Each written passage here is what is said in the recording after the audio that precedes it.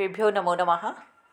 गुरुर्ब्रह्मा गुरुर्विष्णु गुरुर्देवो महेश्वरः गुरु साक्षात् परब्रह्म तस्मै श्री गुरुवे नमः। प्रिय विद्यार्थीगणों, संस्कृत मित्रों, आप सभी का मैं डॉक्टर मधुबाला बजाज एक बार पुनः अपने इस YouTube चैनल संस्कृत कुसुम में हार्दिक अभिनंदन करती हूँ, स्वागत करती हूँ। आशा है आप सभी स्वस्थ और प्रसन्न होंगे और आपका अध्ययन निरंतर निर्बाध गति से चल रहा होगा। हम पढ़ रहे थे राजस्थान लोक सेवा आयोग द्वारा आयोजित की जाने वाली द्वितीय श्रेणी शिक्षक भर्ती परीक्षा में संस्कृत विषय में संज्ञा प्रकरण में हमने गत वीडियो में माहेश्वर सूत्रों के बारे में हमने जाना था। सामान्य परिचय में संस्कृत की जो वर्णमाला है उसके बारे में जाना था। वो जो लिंक है वो आप आई बटन से प्राप्त कर सकते हैं और उस वीडियो को पहले आप देखें। आज हम संज्ञा प्रकरण के अंतर्गत जो विभिन्न प्रकार की संज्ञाएं की जाती हैं उसके बारे में हम जानेंगे। सर्वप्रथम हम जान रहे हैं इत संज्ञा के बारे में। तो आइए आगे बढ़ते हैं। मैंने आपको बताया था कि जो हमारे माहेश्वर सूत्र हैं उन माहेश्वर सूत्रों में 14 सूत्रों का जो अंतिम वर्ण होता है वो इत संज्ञक होता है। और इत संज्ञा का प्रयोजन क्या है कि वर्णों का लोप करना इत संज्ञा का प्रयोजन होता है। देखिए, सबसे पहले हम जानते हैं कि जैसे ऐ उण रील रिक यहाँ जो अंतिम जो हमारा वर्ण है वो इत संज्ञक है। यहाँ इत क्या है इसे हम जानेंगे। देखिए, इत जो है वो गति अर्थक इण धातु से क्विप प्रत्यय करने पर बनता है और ये क्विप जो है उसका सर्वोपहारी लोप हो जाता है और इत शब्द बनता है। इसका अर्थ है जाना, अर्थात हम जिसकी इत संज्ञा करते हैं उसका लोप हो जाता है, वो वर्ण जो है वो वहाँ से चला जाता है। अब इस इत संज्ञा करने का प्रयोजन क्या होता है? देखो, जो संज्ञा होती है उसका कोई ना कोई फल अवश्य होता है। या संज्ञा सा फलवती। कोई भी हम संज्ञा करेंगे उसका कोई ना कोई प्रयोजन अवश्य होगा, है ना। तो वर्णों की इत संज्ञा जो हम करते हैं उसके माध्यम से एक विशिष्ट समुदाय की रचना करके इत संज्ञक वर्ण को मानकर होने वाले कार्य जो हैं वो एक साथ बता दिए जाते हैं। जैसे कि क की इत संज्ञा करके कित मानकर जो भी कार्य होते हैं वो एक साथ आपको समूह रूप में प्राप्त हो जाते हैं। ऐसे ही गित संज्ञा की जाती है, यानी ग की इत संज्ञा। प की इत संज्ञा तो पित बन गया, य की इत संज्ञा तो यत बन गया। इत संज्ञा का प्रयोजन क्या है? हम संक्षिप्त कर देते हैं, उसका लोप कर देते हैं। इत संज्ञा हुई और उसका लोप हो गया। अब पाणिनीय व्याकरण के अनुसार जो इत संज्ञा के विधायक सूत्र हैं वो कौन कौन से हैं? देखिए, यहाँ पर एक प्रश्न निश्चित तौर पर परीक्षा में पूछा जाता है इत संज्ञा से संबंधित। या तो ये पूछ लिया जाता है कि इत संज्ञा विधायक सूत्र कितने हैं पाणिनि व्याकरण के अनुसार, तो आपका उत्तर होना चाहिए 6 इत संज्ञा विधायक सूत्र हैं। कौन कौन से हैं? देखिए, उपदेशे अजनुनासिक इत हलन्त्यम आदि यी टुड्वः श प्रत्ययस्य चुटु लशक्व तद्धिते। ये सूत्र हैं हमारे इत संज्ञा विधायक। देखिए, प्रश्न इस तरह बनता है कि अमुक जो 4 हैं उनमें से कौन सा इत संज्ञा विधायक सूत्र है, कौन सा ऐसा सूत्र है जो स्वरों की इत संज्ञा करता है, कौन सा ऐसा सूत्र है जो अंतिम हल की इत संज्ञा करता है ना। तो इस तरह के प्रश्न जो हैं वो परीक्षा में आपसे पूछे जाते हैं। तो ये 6 जो सूत्र हैं इनके बारे में आपको जानना बहुत आवश्यक है। देखिए, हम अपने पाठ्यक्रम का जो महत्वपूर्ण बिंदु है उस पर चल रहे हैं। इत संज्ञा के 6 सूत्र हैं। पाठ्यक्रम के बारे में वीडियो मैं पहले बना चुकी हूँ, आप डिस्क्रिप्शन बॉक्स में लिंक प्राप्त कर सकते हैं। तो देखिए आगे बढ़ते हैं अपन। पहला अपना सूत्र है उपदेशे अजनुनासिक इत, कि उपदेश की अवस्था में। अब सबसे पहले हमें ये जानना आवश्यक है कि ये उपदेश क्या है। उपदेश की अवस्था में जो विद्यमान अनुनासिक जो अच हैं, जो स्वर हैं, उसकी इत संज्ञा इस सूत्र से हो जाती है। सामान्यतया हम कह सकते हैं कि स्वरों की इत संज्ञा करने वाला जो सूत्र है वो है उपदेशे अजनुनासिक इत। ठीक है, उपदेश क्या है? उपदेश है उपदेश आद्योच्चारणम। आदि यानी जो हमारे आदि मुनि हैं, पाणिनि, कात्यायन, पतंजलि, ये जो व्याकरण के त्रिमुनि हैं, इनके बारे में हमने पहले जाना था।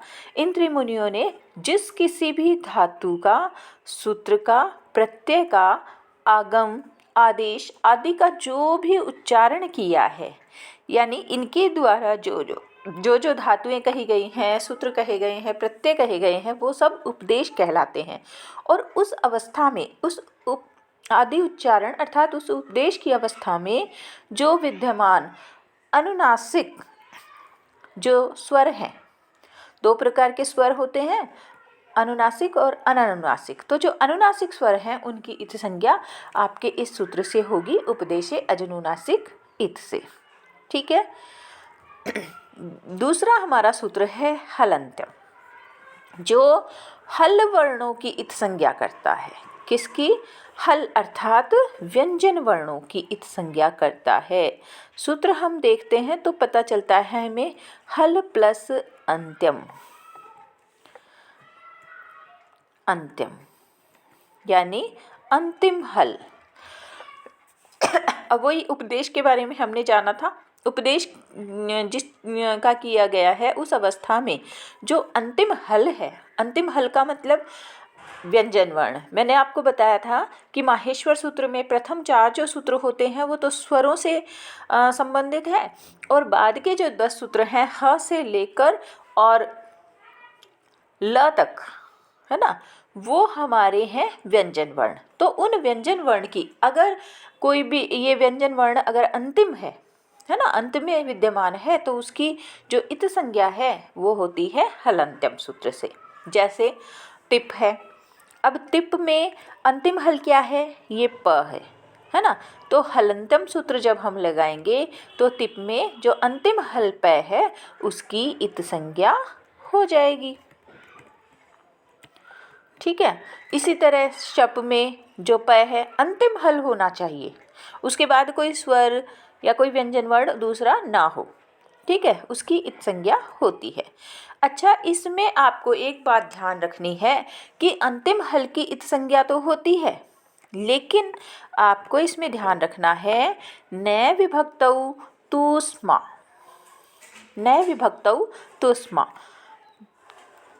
विभक्ति में अगर स्थित तय वर्ग है, विभक्ति में, है ना, विभक्ति का तात्पर्य यहाँ है सुप आदि जो अपने शब्द रूप चलते हैं राम आदि के, है ना, और जो धातु रूप चलते हैं पठती, पठता, पठंती, इसमें जो है तय वर्ग की, सैकार की और मकार जो है, 3 ध्यान में रखने हैं, तय वर्ग, सकार, मकार, इनकी इत संज्ञा नहीं होती है। ठीक है। तो उपदेश की अवस्था में जो अंतिम हल है उसकी इत संज्ञा होगी, लेकिन विभक्ति में अगर स्थित है तवर्ग, से और म, तो उसकी इत संज्ञा नहीं होगी। ठीक है।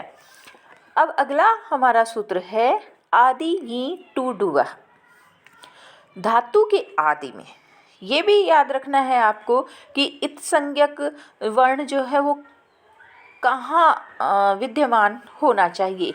जैसे यहाँ पे प्रारंभ में अगर विद्यमान है तो इत संज्ञक होगी, जबकि हलन्त्यम में अंतिम हल इत संज्ञक होता है।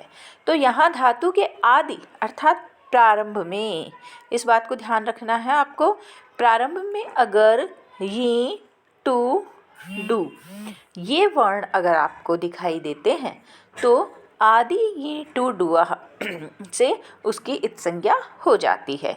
जैसे ये भी टोनदी डुक्रिंग, यहाँ पे ये जो आदि वर्ण हैं उनकी इत संज्ञा हो जाती है और शेष वर्ण जो है वो विद्यमान रहते हैं। ठीक है। अगला हमारा जो इत संज्ञा करने के लिए जो सूत्र है वो है शः प्रत्ययस्य।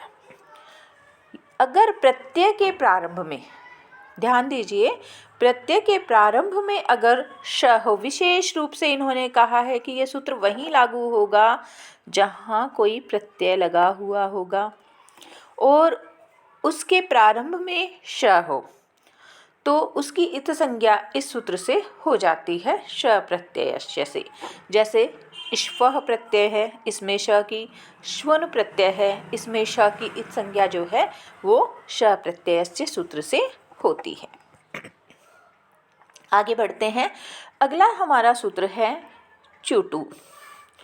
अगर प्रत्यय के आदि में अर्थात प्रारंभ में कोई प्रत्यय हो और उसके प्रारंभ में अगर च वर्ग हो, ठीक है, जैसे च, छ, ज, झ, य, च वर्ग हो, है ना, तथा ट वर्ग हो, ट, ठ, ड, ढ, ण, अगर ऐसी स्थिति होती है प्रत्यय के आदि में तो उन वर्णों की, च वर्ग की और ट वर्ग की जो है वो इत संज्ञा हो जाती है चुटु सूत्र से। जैसे हम सु और जस में जय लगाते हैं, जस प्रत्यय लगता है, सॉरी, जस प्रत्यय में जो आदि जय है ना, ये जो आदि जय है उसकी इत संज्ञा हो जाती है और हमारे पास शेष बचता है अस। ठीक है। इसी तरह टाप प्रत्यय में जो आदि ट वर्ण है इसकी इत संज्ञा हो जाती है। ध्यान रखना है प्रत्यय के आदि में, है ना, हमें अगर च वर्ग और ट वर्ग की इत संज्ञा करनी है तो हम चुटु सूत्र से करेंगे। एक और सूत्र है वो है लशक्व तद्धिते।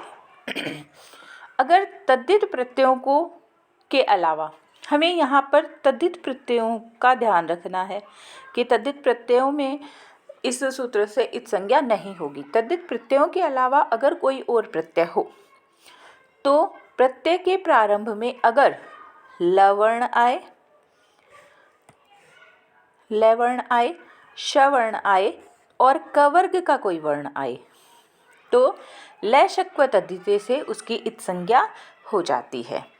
अब इत संज्ञा करने के बाद जैसे ल्यप प्रत्यय है तो ल्यप में हम ल की इत संज्ञा लशक्व तद्धिते से करेंगे, शप में श की इत संज्ञा, त्वा प्रत्यय में क की इत संज्ञा जो है वो लशक्व तद्धिते सूत्र से हो जाती है। जब हम इत संज्ञा कर लेते हैं, मैंने आपसे चर्चा की थी कि इत संज्ञा का उद्देश्य होता है उसका वर्ण का लोप करना। तो जब हम इत संज्ञा कर लेते हैं तो उसके बाद वर्णों का होता है लोप। और ये जो लोप आदि संज्ञाएं हैं, लोप संज्ञा, संहिता, संयोग, इनके बारे में हम अगले वीडियो में चर्चा करेंगे। तो आप सभी को ये वीडियो देखने के लिए बहुत बहुत धन्यवाद। अगर आपको वीडियो पसंद आया हो तो लाइक करें, शेयर करें और मेरे चैनल को सब्सक्राइब करना ना भूलें। अगर कोई आपको सुझाव देना हो या कोई त्रुटि अगर आपको दिखाई दे रही हो तो कृपया करके कमेंट बॉक्स में कमेंट अवश्य करें। टेलीग्राम चैनल को भी सब्सक्राइब करें। धन्यवाद। मिलते हैं अगले वीडियो में संज्ञा प्रकरण के साथ। धन्यवाद।